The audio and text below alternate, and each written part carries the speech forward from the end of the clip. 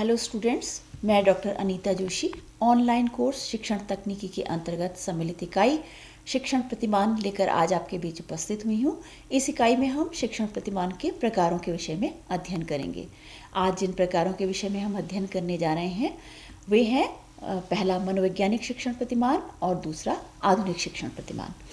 आइए सबसे पहले हम जानते हैं मनोवैज्ञानिक शिक्षण प्रतिमानों के विषय में। मनोवैज्ञानिक शिक्षण प्रतिमान वे प्रतिमान होते हैं जो शिक्षा क्षेत्र में मनोवैज्ञानिक सिद्धांतों के आधार पर निर्मित किए जाते हैं।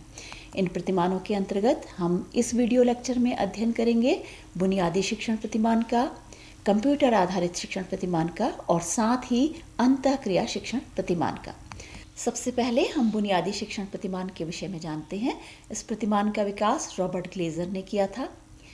शिक्षा प्रक्रिया के 4 बुनियादी घटकों पर यह आधारित है और इसके अतिरिक्त शिक्षा के प्रत्येक स्तर पर और प्रत्येक विषय के शिक्षण हेतु इस प्रतिमान का प्रयोग किया जा सकता है, इसीलिए इसे बुनियादी शिक्षण प्रतिमान कहा जाता है। इसके जो 4 बुनियादी घटक हैं उसमें से सबसे पहला घटक है अनुदेशनात्मक उद्देश्य। शिक्षण कार्य हेतु सबसे पहले उद्देश्यों का निर्धारण किया जाता है, अर्थात शिक्षण कार्य किया क्यों जा रहा है, विद्यार्थियों को पढ़ाने का उद्देश्य क्या है, इसके लिए कुछ व्यवहारपरक उद्देश्यों का निर्धारण किया जाता है। इन्हें ही अनुदेशनात्मक उद्देश्य कहा जाता है। दूसरा घटक है प्रविष्टि व्यवहार। इसके अंतर्गत किसी भी विषय के शिक्षण से पूर्व विद्यार्थी के भावात्मक स्तर पर, क्रियात्मक स्तर पर अथवा ज्ञानात्मक स्तर पर उसका वर्तमान ज्ञान का स्तर क्या है, अर्थात विद्यार्थी को विषय के संदर्भ में क्या पूर्व ज्ञान है जिससे संदर्भित कर नया ज्ञान उसको प्रदान किया जा सके, इसका यहाँ पर अध्ययन किया जाता है। तीसरा घटक है अनुदेशनात्मक प्रक्रिया। अनुदेशनात्मक उद्देश्य और प्रविष्टि व्यवहार के आधार पर अनुदेशनात्मक क्रियाओं का निर्धारण किया जाता है, अर्थात शिक्षण अधिगम हेतु किस प्रकार की गतिविधियां आयोजित की जाएंगी। एक शिक्षक अपने शिक्षण में किन विधियों, प्रविधियों तथा नीतियों का प्रयोग करेगा जिससे कि वह अपने शिक्षण को प्रभावी बना सके। इसके अंतर्गत शिक्षण अधिगम क्रियाओं का आयोजन किया जाता है। चौथा और अंतिम घटक है निष्पत्ति मूल्यांकन। अनुदेशनात्मक प्रक्रिया को पूर्ण करने के बाद शिक्षण के उद्देश्यों की प्राप्ति कहाँ तक हो पाई है, इसके लिए निष्पत्ति मूल्यांकन कार्य किया जाता है। इसके अंतर्गत प्रश्नावली का लिखित प्रश्नावली, मौखिक प्रश्नावली अथवा लिखित परीक्षा या अवलोकन कार्य किया जा सकता है, जिससे पता लगाया जा सके कि शिक्षण कार्य के पश्चात विद्यार्थी ने उस शिक्षण की प्रक्रिया को कहाँ तक ग्रहण किया है, उसमें जो कुछ भी उसको सिखाया गया उसने उसे कहाँ तक ग्रहण कर लिया है। इसके बाद जो दूसरा प्रतिमान है मनोवैज्ञानिक स्तर पर, उसे कहा जाता है कंप्यूटर आधारित शिक्षण प्रतिमान। इसको विकास करने वाले हैं लॉरेंस स्टूलोरो तथा डैनियल डेविस। यह प्रतिमान सबसे जटिल प्रतिमान माना जाता है क्योंकि इसमें शिक्षण कार्य हेतु कंप्यूटर का प्रयोग किया जाता है। कंप्यूटर प्रोग्रामिंग के माध्यम से शिक्षण अनुदेशनात्मक क्रियाएं निर्मित की जाती हैं। इस प्रतिमान में शिक्षण तथा निदान दोनों कार्य एक साथ संपन्न किए जाते हैं। सबसे पहले शिक्षण कार्य करने से पूर्व विद्यार्थी के पूर्व व्यवहार का, अर्थात उसके पूर्व ज्ञान का और अनुदेशन के उद्देश्यों का निर्धारण किया जाता है। इसके बाद शिक्षक द्वारा शिक्षण सामग्री का निर्माण किया जाता है। कंप्यूटर के माध्यम से ही विद्यार्थियों को निर्देश प्रदान किए जाते हैं और कंप्यूटर द्वारा ही अनुदेशनात्मक क्रिया का प्रस्तुतिकरण किया जाता है। इसके बाद छात्रों की निष्पत्तियों का परीक्षण किया जाता है। अभिक्रमित अधिगम स्व अनुदेशनात्मक कार्यक्रम इसका अच्छा उदाहरण है, जिसके अंतर्गत छोटे छोटे फ्रेम में सामग्री कंप्यूटर के माध्यम से विद्यार्थियों के समक्ष प्रस्तुत की जाती है। कंप्यूटर द्वारा विद्यार्थी को निर्देश प्रदान किए जाते हैं। विद्यार्थी फ्रेमों को पढ़ने के बाद उसके अंत में दिए गए प्रश्नों को हल करता है और यदि उसका उत्तर उपयुक्त होता है, अर्थात अपेक्षित उपलब्धि हो जाती है, तो कंप्यूटर के माध्यम से ही दूसरी शिक्षण योजना उसके सामने प्रस्तुत की जाती है। अंतःक्रिया शिक्षण प्रतिमान। इस प्रतिमान का विकास करने वाले हैं एन.ए. फ्लैंडर्स। फ्लैंडर्स का मानना था कि अंतःक्रियाएं शिक्षण अधिगम का मुख्य आधार होती हैं, अतः शिक्षण प्रक्रिया के अंतर्गत अंतःक्रियाओं के अवसर अधिक से अधिक मात्रा में विद्यार्थियों को प्रदान किए जाने चाहिए। जितना अधिक अंतःक्रियाओं के अवसर प्रदान किए जाएंगे उतना अधिक अधिगम की प्रक्रिया अधिक अच्छे से आगे बढ़ेगी। इसके अंतर्गत शिक्षक व विद्यार्थियों के व्यवहार के अवलोकन के लिए वैज्ञानिक प्रणाली का प्रयोग किया जाता है, जिसके अंतर्गत जब शिक्षण प्रक्रिया चल रही होती है तो कक्षा के अंत में निरीक्षणकर्ता अंतिम सीट पर जाकर बैठता है और वो अवलोकन प्रपत्र के माध्यम से शिक्षक और विद्यार्थियों के व्यवहार का अवलोकन किया करता है। शिक्षण अधिगम प्रक्रिया में अंतःक्रिया की कोडिंग की जाती है और उसके बाद उसकी डिकोडिंग की जाती है। इस प्रतिमान के अंतर्गत 3 क्रियाओं की आवश्यकता होती है। सबसे पहली क्रिया होती है कक्षा में जो भी घटना घटित हो रही है उसका अभिलेखन किया जाता है, अंतःक्रिया मैट्रिक्स की रचना की जाती है और अंतःक्रिया मैट्रिक्स की व्याख्या की जाती है। इस स्लाइड में आप अंतःक्रिया के वर्ग देख सकते हैं। इसके अंतर्गत शिक्षक वार्ता, विद्यार्थी वार्ता अथवा मौन, ये 3 वर्ग निर्धारित किए गए हैं, जिसके अंतर्गत 10 क्रियाएं निहित हैं। इसमें से पहली 7 क्रियाएं, जिसमें से भावनाओं को स्वीकार करना, प्रशंसा या प्रोत्साहन देना, विद्यार्थी के विचारों को शिक्षक के द्वारा स्वीकारना, शिक्षक द्वारा प्रश्न पूछना, व्याख्यान देना, निर्देश देना, आलोचना करना या अधिकार जताना, ये 7 क्रियाएं शिक्षक वार्ता से संबंधित हैं। इन वार्ताओं को भी 2 भागों में विभाजित किया गया है। पहली 4 जो क्रियाएं हैं वो अप्रत्यक्ष वार्ता से संबंधित हैं और 5वीं, 6ठी और 7वीं ये 3 क्रियाएं प्रत्यक्ष वार्ता से संबंधित हैं। शिक्षक द्वारा प्रश्न पूछने पर छात्र जो अनुक्रिया करता है उसे विद्यार्थी वार्ता के अंतर्गत रखा जाता है। कभी कभी छात्र अपनी ओर से स्वयं पहल करता है, उसे भी विद्यार्थी वार्ता के अंतर्गत रखा जाता है। और अंतिम स्थिति मौन की रखी गई है। कक्षा में जब शिक्षक कोई क्रिया करता है, निरीक्षणकर्ता के लिए आवश्यक है कि वो इन क्रियाओं के लिए जो अंक प्रदान किए गए हैं उन्हें अपनी स्मृति में बनाए रखें और जब भी कक्षा में कोई घटना घटित होती है तुरंत उसकी रिकॉर्डिंग कोड के रूप में करे। जैसे शिक्षक द्वारा प्रश्न पूछा जाता है तो निरीक्षणकर्ता इसके लिए 4 अंक में उसे अंकित कर देता है। यदि विद्यार्थी उसका उत्तर देता है तो विद्यार्थी वार्ता के अंतर्गत 8 के अंतर्गत उसे अंकित किया जाता है। कभी कभी कक्षा में मौन की स्थिति होती है तो निरीक्षणकर्ता के लिए ये समझना कठिन होता है कि उसे वो किस वर्ग में अंकित करे, इसीलिए वो उसे 10 वर्ग के अंतर्गत मौन में अंकित करता है।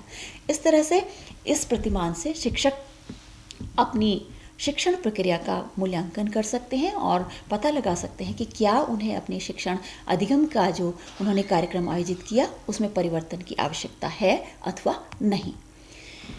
आइए अब हम जानते हैं आधुनिक शिक्षण प्रतिमानों के विषय में। आधुनिक शिक्षण प्रक्रिया में इन प्रतिमानों का प्रयोग किया जाता है। इन प्रतिमानों का विकास भी आधुनिक काल में किया गया है। इन प्रतिमानों को आधुनिक शिक्षण प्रतिमान कहा जाता है। ब्रूस जॉयस, मार्शा वेल और एमिल कैलहॉन ने इन शिक्षण प्रतिमानों को 4 वर्गों में विभाजित किया है। सूचना प्रसंस्करण प्रतिमान, दूसरा व्यक्तिगत प्रतिमान, तीसरा व्यवहार प्रणाली प्रतिमान और चौथा सामाजिक प्रतिमान। अब हम इन प्रतिमानों के विषय में अलग अलग अध्ययन करेंगे। अब हम सबसे पहले सूचना प्रशिक्षण प्रतिमान के विषय में अध्ययन करेंगे। इस वर्ग के अंतर्गत वे प्रतिमान आते हैं जिनमें सूचनाओं का प्रसंस्करण किया जाता है। इसके अंतर्गत सूचनाओं का संकलन, सूचनाओं का व्यवस्थापन, समस्या को समझना, अवधारणाओं का विकास तथा समस्या समाधान की क्षमता विद्यार्थी के अंतर्गत विकसित की जाती है। ये प्रतिमान विद्यार्थी के बौद्धिक विकास से संबंधित होते हैं, जिनके अंतर्गत विद्यार्थी की चिंतन क्षमता का विकास किया जाता है। इन प्रतिमानों का उद्देश्य ही विद्यार्थियों को सूचना के प्रसंस्करण में सक्षम बनाना होता है। इस वर्ग के अंतर्गत इस वीडियो लेक्चर के माध्यम से हम 3 प्रतिमानों का अध्ययन करेंगे: आगमनात्मक चिंतन प्रतिमान, संप्रत्यय उपलब्धि प्रतिमान और पूछताछ प्रशिक्षण प्रतिमान। सबसे पहले हम आगमनात्मक चिंतन प्रतिमान के विषय में जानेंगे। इस प्रतिमान का विकास हिल्डा टापा द्वारा किया गया था। इस प्रतिमान के अंतर्गत ये माना जाता है कि चिंतन सिखाया जा सकता है। इस प्रतिमान की धारणा है कि व्यक्ति में अवधारणाओं की स्वाभाविक क्षमता होती है और चिंतन का एक निश्चित क्रम होता है। इस प्रतिमान के अंतर्गत 3 अवस्थाओं में क्रियाएं की जाती हैं। सबसे पहली अवस्था संप्रत्यय निर्माण की है, जहां पर प्रकरण से संबंधित आंकड़ों की गणना की जाती है और सूची बनाई जाती है।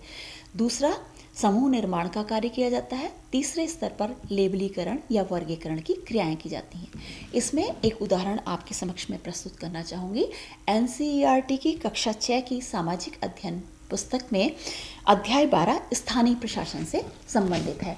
यहाँ पर विद्यार्थियों को स्थानीय प्रशासन के विषय में जानकारी प्रदान की जानी है। इस प्रतिमान के विषय में सर्वप्रथम शिक्षक इस माध्यम से पढ़ाते हुए अपने राज्य के संबंधित शहरों की सूची, उनकी जनसंख्या संबंधी आंकड़े और स्थानीय निकाय के स्वरूप के आधार पर प्रस्तुत कर सकते हैं कि वहाँ पर नगर पालिका, नगर निगम अथवा नगर पंचायत कौन सी इकाई का स्वरूप वहाँ पर स्थापित है। ये आंकड़े विद्यार्थियों के समक्ष सर्वप्रथम प्रस्तुत किए जाते हैं।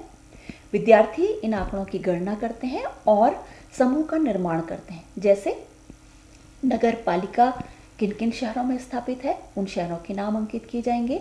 नगर निगम कहाँ किन शहरों में स्थापित है, नगर निगम वर्ग के अंतर्गत वो शहर स्थापित किए जाएंगे, शहरों की सूची बनाई जाएगी। और तीसरे स्तर पर जहाँ पर नगर पंचायत स्थापित है, उन शहरों की सूची, अलग अलग समूह बना लिए गए। इसके बाद लेबलीकरण और वर्गीकरण की क्रियाएं की जाएंगी, जैसे कम जनसंख्या वाले शहर, अधिक जनसंख्या वाले शहर। और इसके अतिरिक्त वर्गीकरण में नगर निगम के अंतर्गत कौन से शहर हैं, नगर पालिका और नगर पंचायत। दूसरे स्तर पर आंकड़ों का विवेचन किया जाएगा, जहां पर जनों के मध्य संबंधों की पहचान विद्यार्थी द्वारा की जाएगी। वो पहचानने की कोशिश करेगा कि जनसंख्या संबंधी आंकड़े और स्थानीय प्रशासन के स्वरूप में क्या कोई संबंध है, और इसके बाद वो अपने स्तर पर उन संबंधों की व्याख्या करेगा कि जनसंख्या और इकाई के स्वरूप में क्या संबंध है। अपने स्तर पर वो अनुमान लगाएगा और सिद्धांतों का प्रयोग करते हुए जो उसने अनुमानित, जो उसके पास परिणाम है, उसके आधार पर वो परिकल्पना निर्मित करेगा। वो परिकल्पना निर्मित कर सकता है कि 1 लाख से अधिक की जनसंख्या पर नगर निगम स्थापित किए गए हैं। फिर वो अपने स्तर पर इन परिकल्पनाओं की व्याख्या करेगा और अनुमानों को प्रमाणित करेगा। अनुमानों को प्रमाणित करने के लिए वो अपने राज्य के अन्य शहरों की सूची इसके अनुरूप तैयार कर सकता है, या दूसरे राज्य से इस स्थानीय प्रशासन के स्वरूप का अध्ययन कर सकता है और अपने अनुमानों को इस तरीके से प्रमाणित कर सकता है।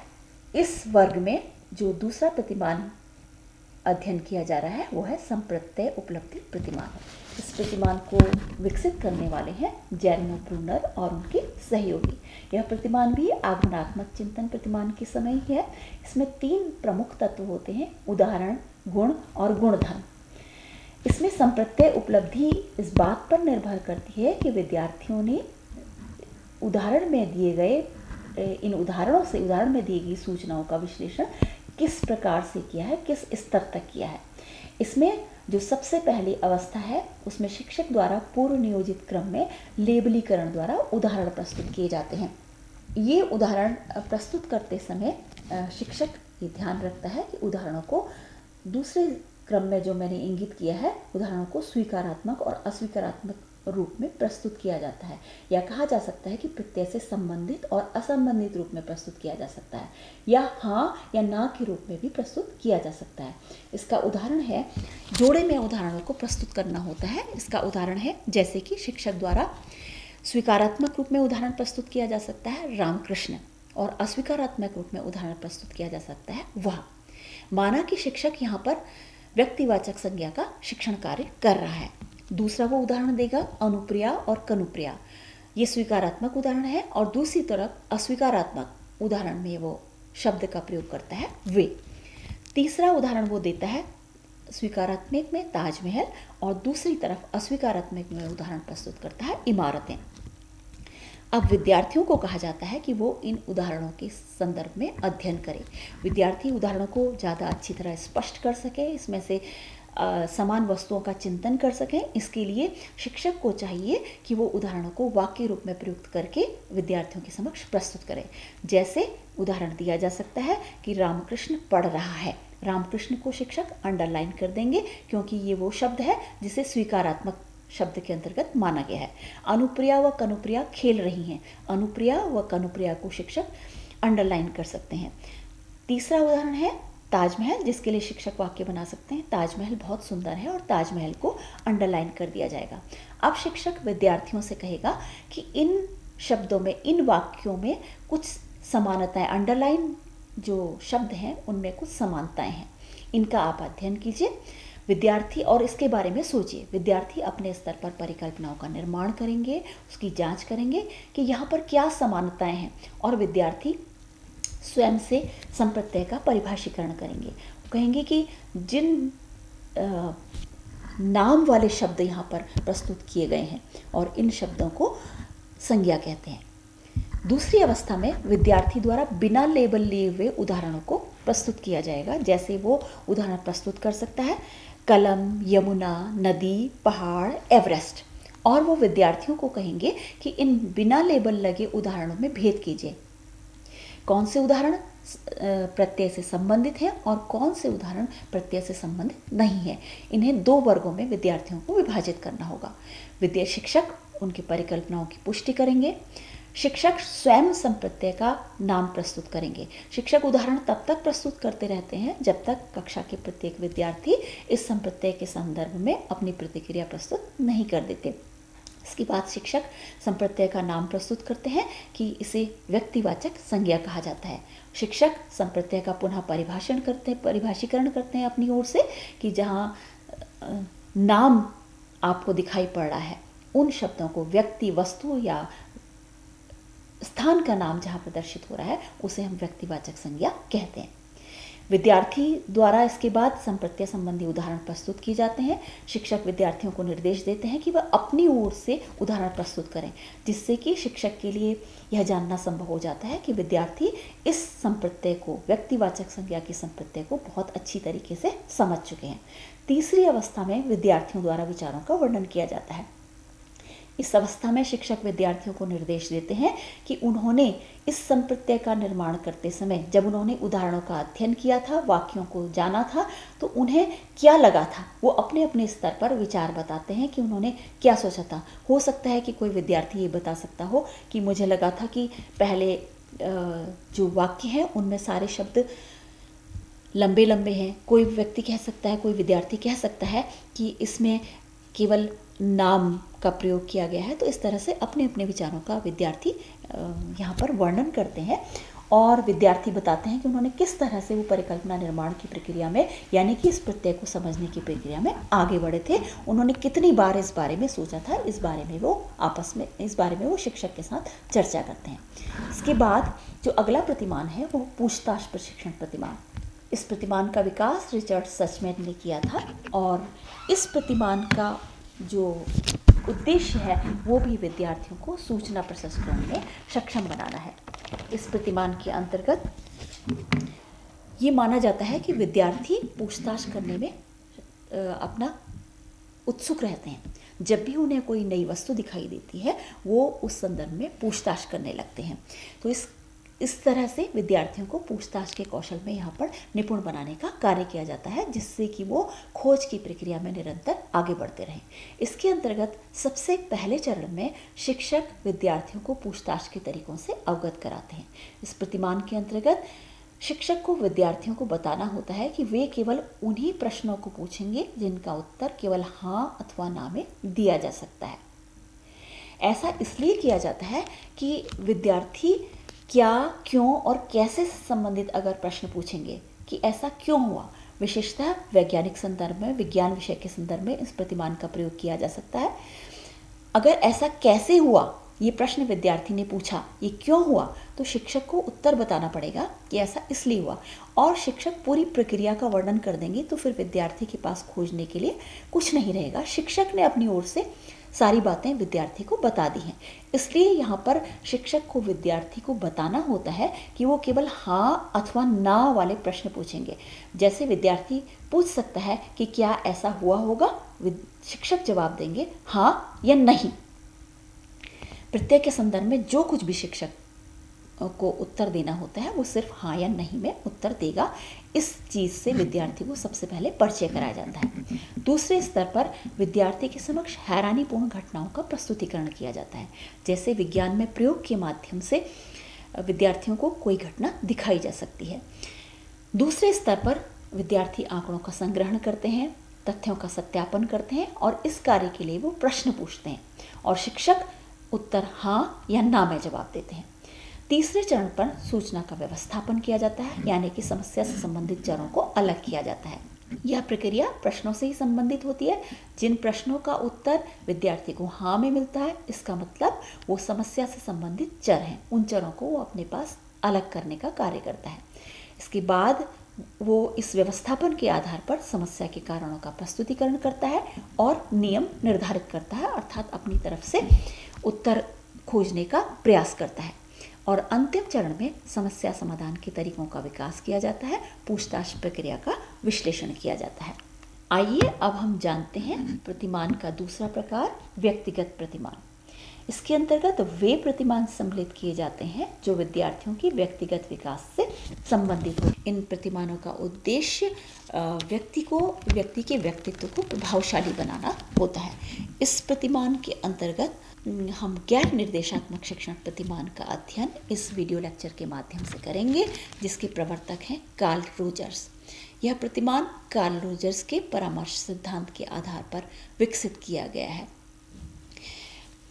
इसके अंतर्गत ये माना जाता है कि शिक्षण में अनुदेशनात्मक प्रक्रियाओं की अपेक्षा सकारात्मक मानविक संबंध बहुत अधिक महत्वपूर्ण होते हैं। यह प्रतिमान सकारात्मक मानवीय संबंधों पर ही आधारित है। इस प्रतिमान के अंतर्गत शिक्षक की भूमिका सुविधा प्रदाता की होती है, जो विद्यार्थियों को सहायता करने का कार्य करता है, उन्हें प्रोत्साहित करने का कार्य करता है। इस प्रतिमान का उद्देश्य विद्यार्थियों के व्यक्तित्व की प्रभावशालीता को बढ़ाना है। इस प्रतिमान के अंतर्गत साक्षात्कार प्रक्रिया आयोजित की जाती है। यह साक्षात्कार की प्रक्रिया अलग अलग चरणों के लिए अलग अलग साक्षात्कार भी आयोजित किए जा सकते हैं और प्रत्येक चरण के लिए एक साक्षात्कार भी आयोजित किया जा सकता है। इसके अंतर्गत मैं उदाहरण देना चाहूँगी कि कक्षा 6 की सामाजिक अध्ययन NCERT पुस्तक के अंतर्गत ही अध्याय 8 है, जिसमें अनेकता में एकता। इसके अंतर्गत एक चित्र सम्मिलित किया गया है जो रामायण से संबंधित है और इसमें विद्यार्थियों से अपेक्षा की गई है कि वो इस चित्र के संदर्भ में अपनी अभिव्यक्ति देंगे। यहाँ पर ये देखा जाता है कक्षा में कि जिन विद्यार्थियों का व्यक्तिगत विकास, जिनका व्यक्तित्व प्रभावशाली होता है, वो स्वयं से ही जैसे ही उनसे प्रश्न पूछा जाता है वो तुरंत अभिव्यक्ति देने के लिए उत्सुक होते हैं, अपनी व्यक्ति प्रदान करते हैं। इसके विपरीत कुछ विद्यार्थी ऐसे होते हैं जो प्रश्न पूछते ही नज़रें नीची कर लेते हैं, जो हिचकिचाहट महसूस करते हैं अपनी अभिव्यक्ति को दूसरों के सम्मुख प्रस्तुत करने के लिए। इसी संदर्भ में गैर निर्देशात्मक शिक्षण प्रतिमान का प्रयोग किया जा सकता है। इस प्रतिमान के चरण इस स्लाइड के माध्यम से प्रस्तुत किए जा रहे हैं, जिसमें सबसे पहले चरण में शिक्षक द्वारा विद्यार्थियों को भावाभिव्यक्ति के लिए प्रोत्साहित किया जाता है। यहाँ पर शिक्षक विद्यार्थी को व्यक्तिगत रूप से प्रोत्साहित करता है, उससे जुड़ने की कोशिश करता है कि वो इस चित्र के बारे में कुछ अपनी अभिव्यक्ति दे। वो कर सकता है, उसे प्रेरित किया जाता है। दूसरे चरण में शिक्षक समस्या परिभाषीकरण हेतु विद्यार्थी को प्रोत्साहित करता है। वो उससे पूछ सकता है कि तुम इस चित्र के बारे में कुछ बोलोगे, क्या तुम्हें लगता है कि तुम इसके बारे में कुछ जानते हो? अगर तुम इस स्थिति में हो कि तुम कुछ बता सकते हो तो तुम बताओ कि तुम्हें इस चित्र से क्या महसूस हो रहा है। इसके बाद जब विद्यार्थी को प्रोत्साहन मिलता है तो वो अपनी भावनाओं को स्वीकृति देता है। वो अपनी समस्या भी बताता है शिक्षक के सम्मुख कि मैं इसे कर सकता हूँ, परंतु मुझे हिचकिचाहट महसूस होती है कि पता नहीं मैं अकेले इसको ठीक से अभिव्यक्त कर पाऊँगा या नहीं कर पाऊँगा। मुझे इसके बारे में जानकारी है, परंतु पता नहीं मैं इसे ठीक से कर पाऊँगा या नहीं कर पाऊँगा। ये अगर लिखने के लिए विद्यार्थियों को कभी अपनी व्यक्ति के लिए कार्य दिया जाता है तब भी इस तरह की समस्या आती है, और बोलने के लिए अगर कहा जाता है तो भी इस तरह की समस्या आती है। तो शिक्षक साक्षात्कार के माध्यम से व्यक्तिगत साक्षात्कार विद्यार्थी के साथ करते हैं अलग अलग, और उसके बाद विद्यार्थियों को यहाँ पर प्रेरित करते हैं कि वो अभिव्यक्त करें। तीसरे चरण में जब विद्यार्थी शिक्षक के साथ समानुभूति महसूस करता है, शिक्षक को इस स्तर तक जाना होता है कि वो विद्यार्थी के साथ समानुभूतिपूर्वक संप्रेक्षण करे, तब फिर विद्यार्थी समस्या पर चर्चा करता है और शिक्षक विद्यार्थी को समर्थन प्रदान करते हैं, उसकी सहायता करते हैं। यहाँ पर विद्यार्थी के साथ डांट डपट की प्रक्रिया बिल्कुल भी नहीं होनी चाहिए। चौथे चरण में विद्यार्थी द्वारा प्रारंभिक स्तर पर निर्णय लिए जाते हैं। वो थोड़ा बहुत उसकी रूपरेखा बता सकता है चित्र के संदर्भ में, और शिक्षक विद्यार्थी को सहायता देते हैं कि हाँ तुम बिल्कुल ठीक कह रहे हो, हाँ तुम इस कार्य को कर सकते हो, और शिक्षक भी थोड़ा बहुत उसकी मदद करते हैं। इन स्थितियों के बाद विद्यार्थी इस स्थिति में आता है कि उसके अंदर अंतर्दृष्टि का विकास होता है। उसे लगता है कि हाँ, मैं कर सकता हूँ। वो उस चित्र के बारे में अपनी अभिव्यक्ति देने के लिए तैयार होता है। शिक्षक विद्यार्थी को सहायता देते हैं और अंततः विद्यार्थी सकारात्मक प्रक्रिया देता है। वो सकारात्मक रूप से उस चीज़ को लिख सकता है या मौखिक रूप से अभिव्यक्ति दे सकता है। इस प्रतिमान के माध्यम से विद्यार्थी के अंदर जो छिपी हुई शक्तियाँ होती हैं उनको परिचित कराया जाता है। उसके व्यक्तित्व की क्षमता का विकास किया जाता है कि वो अपनी अभिव्यक्ति क्षमता को बढ़ाने का कार्य करेगा। इसके बाद जो अगले प्रतिमान का स्वरूप है वो है व्यवहार प्रणाली प्रतिमान। इस वर्ग के अंतर्गत ये माना गया है, जो प्रतिमान सम्मिलित हैं वो प्रतिमान व्यवहार संशोधन से संबंधित हैं। इन प्रतिमानों के अंतर्गत ये माना जाता है कि जब शिक्षण प्रतिक्रिया के अंतर्गत विद्यार्थी को प्रोत्साहन दिया जाता है, थोड़ा भी शिक्षक अगर उनको प्रोत्साहित करते हैं, उनकी प्रशंसा कर दी या कुछ सकारात्मक भाव शिक्षक प्रदर्शित करते हैं उनके प्रति, तो विद्यार्थी सीखने के लिए तैयार होता है, उनके व्यवहार में परिवर्तन होता है। इस प्रणाली के अंतर्गत जो प्रतिमान यहाँ पर प्रस्तुत है वो है सक्रिय अनुबंधन प्रशिक्षण प्रतिमान। इस प्रतिमान को देने वाले हैं BF स्किनर। इस प्रतिमान के अंतर्गत 5 चरणों में कार्य किया जाता है, जिसमें सबसे पहले चरण में ये निर्धारित करना होता है कि जिस व्यवहार को निरूपित करना है उसे परिभाषित किया जाता है। अर्थात शिक्षक विद्यार्थी में जिस व्यवहार परिवर्तन की आकांक्षा करता है, हो सकता है कि शिक्षक गणित पढ़ा रहे हों और वो ये मानते हों कि गणित में वो अगर विद्यार्थियों को धनात्मक प्रक्रिया सिखा रहे हैं, जोड़ करना सिखा रहे हैं, तो वो मानकर चलेंगे कि इसके बाद विद्यार्थी 2 अंकों के जोड़ करने में सक्षम होंगे। तो ये व्यवहार उन्हें निरूपित करना है, यानी कि पढ़ाने के बाद वो शिक्षक चाहते हैं कि विद्यार्थी जोड़ करने में सक्षम होगा। तो इस व्यवहार को यहाँ पर परिभाषित किया जाता है, अर्थात यहाँ पर उद्देश्यों का निर्धारण किया जाता है कि विद्यार्थी के व्यवहार में इस प्रकरण को पढ़ाने के बाद क्या परिवर्तन होगा। दूसरे चरण में प्रारंभिक व्यवहार का निरीक्षण किया जाता है, यानी कि अभी तक इस जोड़ के कार्य को करने के लिए विद्यार्थी के अंदर क्या बौद्धिक क्षमता विद्यमान है, वो क्या कर सकता है, वो 1 अंकों का जोड़ कर सकता है। ये शिक्षक ने उसके पूर्व ज्ञान को देखा, वो जोड़ सकता है। तीसरे स्तर पर वांछित व्यवहार के निरूपण के लिए तैयारी की जाती है, यानी कि जो भी शिक्षण अधिगम प्रक्रियाएं हैं उनके आयोजन की यहाँ पर तैयारी की जाती है कि शिक्षक ये प्लानिंग करते हैं कि वो किस प्रकार से इन क्रियाओं को विद्यार्थियों के समक्ष रखेंगे, किस विधि से सामग्री को विद्यार्थियों के समक्ष प्रस्तुत करेंगे। क्या वो आगमन विधि का प्रयोग करेंगे या वो किसी अन्य विधि का प्रयोग करेंगे, किस तरीके से वो किन प्रविधियों का प्रयोग करेंगे, किस तरह से वो विद्यार्थियों को प्रोत्साहन देंगे, ये सब यहाँ पर निर्धारित किया जाता है।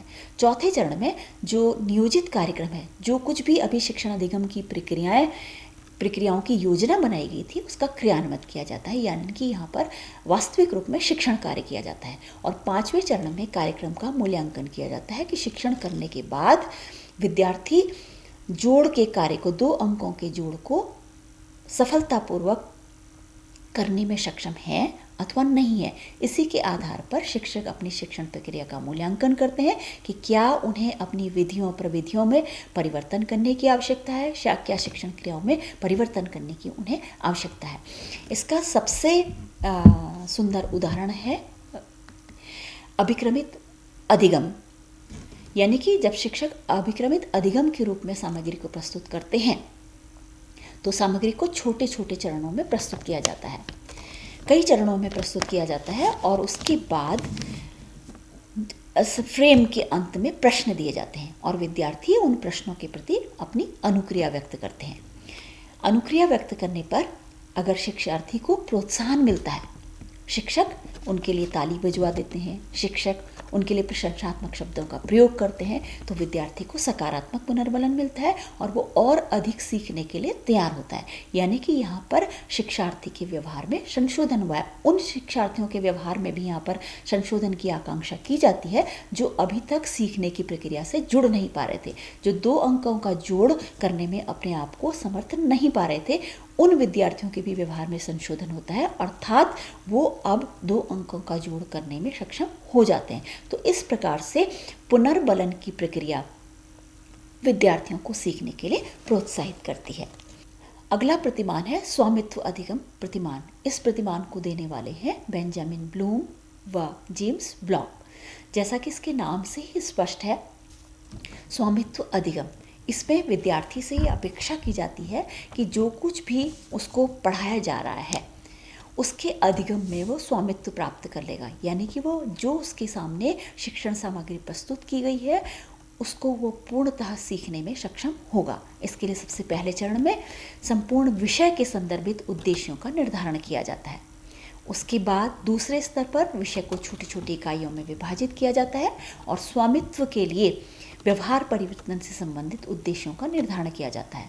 व्यवहार परिवर्तन उद्देश्य सामान्य उद्देश्यों से भिन्न होते हैं। यहाँ पर शिक्षक को ध्यान रखना होता है कि वे उद्देश्य को सामान्य रूप से नहीं लिखेंगे, जैसे कि विषय के संदर्भ में जानकारी ग्रहण कर सकेंगे, विषय को पूर्ण रूप से समझ सकेंगे। इसके बजाय यहाँ पर स्पष्ट रूप से एक्शन वर्ब में उद्देश्यों को निर्धारित करना होता है। जैसे विद्यार्थी इसकी परिभाषा दे सकेंगे, विद्यार्थी इन विषय वस्तु को सूची के रूप में प्रस्तुत कर सकेंगे, विद्यार्थी इनका वर्गीकरण कर सकेंगे, विद्यार्थी इसका वर्णन कर सकेंगे। स्पष्ट रूप से व्यवहार में क्या परिवर्तन होगा इसे यहाँ पर इंगित करना होता है।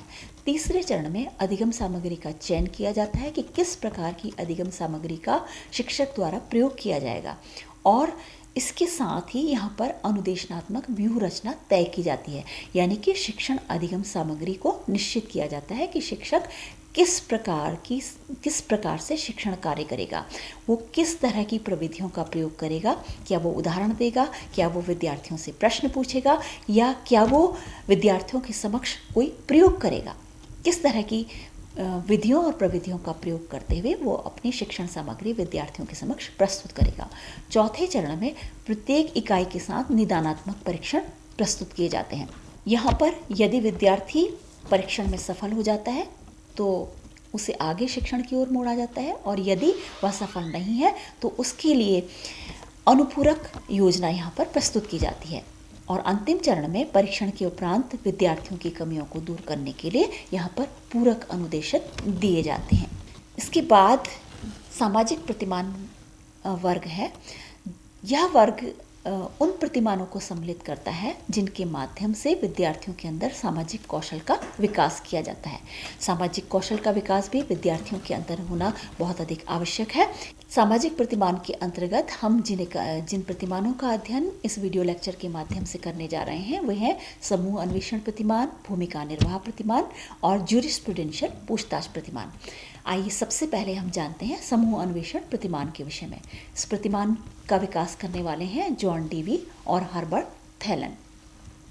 इस प्रतिमान के अंतर्गत विद्यार्थियों द्वारा समूह में खोज करने की प्रक्रिया आगे बढ़ाई जाती है। इस प्रतिमान की संरचना भी 6 चरणों में की जाती है, जिसमें सबसे पहले चरण में विद्यार्थियों के समक्ष हैरान करने वाली परिस्थितियों का प्रस्तुतिकरण किया जाता है। शिक्षक इन परिस्थितियों को विद्यार्थियों के समक्ष प्रस्तुत करता है। यह परिस्थिति विद्यार्थियों के समक्ष अचानक से भी प्रस्तुत की जा सकती है या उनके समक्ष किसी घटना के रूप में प्रस्तुत की जा सकती है। दूसरे चरण में विद्यार्थी परिस्थितियों के प्रति अपनी प्रतिक्रिया व्यक्त करते हैं और तीसरे चरण में विद्यार्थियों के द्वारा अध्ययन कार्य की तैयारी की जाती है। वो प्रकरण से संबंधित अध्ययन कार्य को विभाजित कर लेते हैं कि कौन किस कार्य को किस तरीके से करेगा। और चौथे चरण में विद्यार्थी स्वतंत्र रूप से भी अध्ययन करते हैं, सामूहिक रूप से भी अध्ययन करते हैं अपने अपने स्तर पर। सामूहिक रूप से इसके बाद वो समस्या के संदर्भ में पूरा समूह एक साथ बैठकर जो उन्होंने सूचनाएं एकत्र की हैं, जो उन्होंने खोज की है, उसका वो आपस में बैठकर मूल्यांकन करते हैं। मूल्यांकन के बाद यदि सहमति बनती है तो उपयुक्त है, अथवा टकराव होने पर चक्र को दोहराव करना पड़ता है। पुनः इस प्रक्रिया को प्रथम से लेकर पंचम चरण तक की प्रक्रिया पुनः दोहरानी पड़ती हैं। अथवा ये भी हो सकता है कि मूल्यांकन के उपरांत इस समस्या का समाधान होने के पश्चात कोई नई समस्या उनके सामने उत्पन्न हो गई और उसके लिए वो फिर से चक्र को दोहराने की प्रक्रिया में आगे बढ़ते हैं। इसके बाद जो अगला प्रतिमान इस वर्ग में है वो है भूमिका निर्वहन प्रतिमान। इसको विकास करने वाले हैं फेन्नी और जॉर्ज शफ्टल। जॉर्ज शफ्टल ने सामाजिक अध्ययन के संदर्भ में कहानियों के रूप में एक सीरीज़ प्रस्तुत की है, जिन कहानियों को उन्होंने दुविधापूर्ण स्थितियों में छोड़ा हुआ है, जिसके माध्यम से विद्यार्थियों को अपनी अपनी भूमिकाओं का निर्वाह करते हुए इन समस्याओं का समाधान प्रस्तुत करना है। इसके अंतर्गत ये माना जाता है कि प्रत्येक व्यक्ति के सोचने का नज़रिया अलग अलग होता है, इसलिए व्यक्ति को दूसरे की भावनाओं का अध्ययन करना चाहिए, दूसरे की भावनाओं को समझना चाहिए और अपने आप को उस स्थिति में रखकर सोचना चाहिए कि यदि उनके साथ ये समस्या आई होती तो वो इस स्थिति में क्या करते। इसके अंतर्गत सबसे पहले चरण में विद्यार्थियों के समूह को क्रियाशील बनाने के लिए समस्या का प्रस्तुतिकरण शिक्षक के द्वारा किया जाता है। यहाँ पर मैं एक उदाहरण आपके समक्ष प्रस्तुत कर रही हूँ, जिसमें कक्षा 6 में अध्याय 9 सामाजिक अध्ययन की पुस्तक में परिवार एवं समाज दिया गया है। यहाँ पर विद्यार्थियों को ये समझाने का प्रयास किया जा रहा है कि परिवार का आधार आपसी प्यार, सहयोग और आपसी निर्भरता है। पारिवारिक संबंध इन्हीं मूल्यों पर निर्भर करते हैं। उस पाठ्य पुस्तक में भी भूमिका निर्वहन के लिए एक एक्टिविटी दी गई है। यहाँ पर अध्यापक अपनी ओर से भी घटनाक्रम प्रस्तुत कर सकते हैं, जैसे कि किसी सम्मिलित परिवार में 3 भाइयों का परिवार, उनके माता पिता और उनके बच्चे एक साथ रहते हैं। बड़े भाई की स्थिति बहुत अच्छी है और उन्होंने अपने परिवार सहित घूमने की योजना छुट्टियों में बनाई हुई है। अचानक से छुट्टियों से 2 दिन पूर्व परिवार में दादाजी का स्वास्थ्य खराब हो जाता है और ऐसी स्थिति में परिवार को क्या करना चाहिए? जिस परिवार ने घूमने की योजना बनाई हुई है उसे क्या करना चाहिए? अब विद्यार्थियों को यहाँ पर स्थिति में छोड़ा जाता है। कक्षा में शिक्षक द्वारा ग्रुप बनाए जा सकते हैं, वो स्थिति को लेकर अपने अपने अनुसार भूमिकाओं का निर्वाह करेंगे। विद्यार्थियों का एक ग्रुप भूमिका निर्वाहित कर सकता है कि परिवार में निर्धारित किया जाता है कि जिस परिवार ने घूमने की योजना बनाई है वो अपने घूमने की योजना को क्रियान्वित कर सकता है। बाकी परिवार के सदस्य दादाजी की देखभाल करेंगे। दूसरा ग्रुप इस तरह की प्रस्तुति दे सकता है कि ये कार्यक्रम कैंसिल कर दिया जाए, सब मिलकर दादाजी की देखभाल करेंगे और उसके बाद जब स्थिति ठीक हो जाएगी तो क्या होगा ये बाद में डिसाइड किया जाएगा। तीसरा वर्ग कोई और परिस्थिति का समाधान दे सकता है। तो इस तरह अपने अपने मूल्यों के अनुसार यहाँ पर विद्यार्थी भूमिकाओं का निर्वहन करते हैं। यहाँ पर किसी भी समस्या के समाधान के लिए विद्यार्थियों को भूमिका के निर्वहन का मौका मिलता है और जिससे वे सामाजिक मूल्यों को सीखते हैं, सामाजिक समस्याओं का समाधान करना सीखते हैं। वास्तविक स्थिति में वो क्या करते, इस स्थिति तक विद्यार्थियों को ले जाया जाता है। इस वर्ग के अंतर्गत जो अगला प्रतिमान हम अध्ययन करने जा रहे हैं उसका नाम है ज्यूरिस्प्रूडेंशियल पूछताछ प्रतिमान। इस प्रतिमान का विकास ओलिवर और जेम्स शेवर द्वारा किया गया है। इस प्रतिमान की मान्यता है कि विद्यार्थियों को राष्ट्रीय अंतर्राष्ट्रीय स्तर पर सामाजिक मुद्दों का अध्ययन करना चाहिए। इस प्रतिमान का विकास उच्च माध्यमिक स्तर के विद्यार्थियों के लिए किया गया था। ये माना जाता है कि नागरिकता की शिक्षा के लिए एक उच्च स्तरीय मॉडल है। इस प्रतिमान के अंतर्गत माना जाता है कि उन मुद्दों पर भी चर्चा की जानी चाहिए जहां पर नीति निर्माण की आवश्यकता होती है। ये मुद्दे समाज से संबंधित होते हैं और साथ साथ यहाँ पर नीति निर्माण की आवश्यकता होती है। इस प्रतिमान का उद्देश्य होता है ऐसे नागरिक तैयार करना जो मानवीय गरिमा और न्याय की अवधारणा को ध्यान में रखकर न्यायाधीश की तरह सोचेंगे और समाज के हित में एक उपयुक्त निर्णय ले सकेंगे। यहाँ पर मैं एक उदाहरण प्रस्तुत करना चाहूँगी कि जैसे आज हम लोग सभी लोग ये अनुभव करते हैं कि विद्यार्थियों द्वारा सोशल मीडिया का प्रयोग किया जा रहा है, परंतु सोशल मीडिया का प्रयोग इतना अधिक मात्रा में होने लगा है कि समाज का हर वर्ग चिंतित है कि इससे विद्यार्थियों के सामाजिक, मनोवैज्ञानिक, मानसिक और संवेगात्मक विकास पर असर पड़ रहा है। तो इस सामाजिक मुद्दे को लिया जा सकता है। शिक्षक इस सामाजिक मुद्दे को विद्यार्थियों के समक्ष प्रस्तुत कर सकते हैं। विद्यार्थी मुद्दे को भली प्रकार पहचानने की कोशिश करेंगे कि आखिर किस मुद्दे पर बातचीत की जा रही है। यहाँ पर ये मुद्दा रखा जा सकता है कि क्या एक उम्र निर्धारित कर दी जाए कि इंटरमीडिएट से पूर्व विद्यार्थियों के लिए जो मास मीडिया के प्लेटफॉर्म हैं उनका प्रयोग पर रोक लगाई जाए। इसके पक्ष अथवा विपक्ष में तीसरे स्तर पर विद्यार्थियों को अपनी स्थिति बतानी होती है। विद्यार्थी प्रकरण को भली प्रकार से समझकर पूरी कक्षा अपने आप को दो हिस्सों में डिवाइड करेगी। वो विद्यार्थी जो इसके पक्ष में वार्तालाप करना चाहते हैं वो एक तरफ, और जो इसके विपक्ष में बात करना चाहते हैं वो दूसरी तरफ। तो इस तरह से पूरी कक्षा पक्ष और विपक्ष में अपने विचार प्रस्तुत करने के लिए तैयार होगी, और विद्यार्थी अपनी स्थिति के लिए तैयारी करेंगे। इसके बाद पंचम सोपान में विद्यार्थी अपनी स्थिति बताएंगे कि अगर वो पक्ष में इसके विचार व्यक्त कर रहे हैं तो उसका कारण क्या है, क्यों ये मानते हैं कि सोशल मीडिया प्लेटफॉर्म्स में विद्यार्थियों की उपस्थिति को रोक दिया जाना चाहिए। और जो विद्यार्थी इसके विपक्ष में अपने विचार प्रस्तुत करेंगे वो क्यों इस तरह के विचार प्रस्तुत कर रहे हैं। एक सुशिक्षित नागरिक, एक समझदार नागरिक, एक न्यायाधीश की तरह से विद्यार्थियों को अपने विचारों को यहाँ पर प्रस्तुत करने की अपेक्षा की जाती है। अंतिम सोपान में तथ्यात्मक मान्यताओं को विद्यार्थी पहचानने की कोशिश करते हैं कि जो कुछ भी तथ्य यहाँ पर पक्ष विपक्ष वाद विवाद के माध्यम से रखे गए थे उनको पहचानने की कोशिश करते हैं, और अपने स्तर पर ये प्रयास करते हैं कि ये प्रयास किया जाना चाहिए कि वे इस संदर्भ में अपनी प्रासंगिकता को निर्धारित कर सके।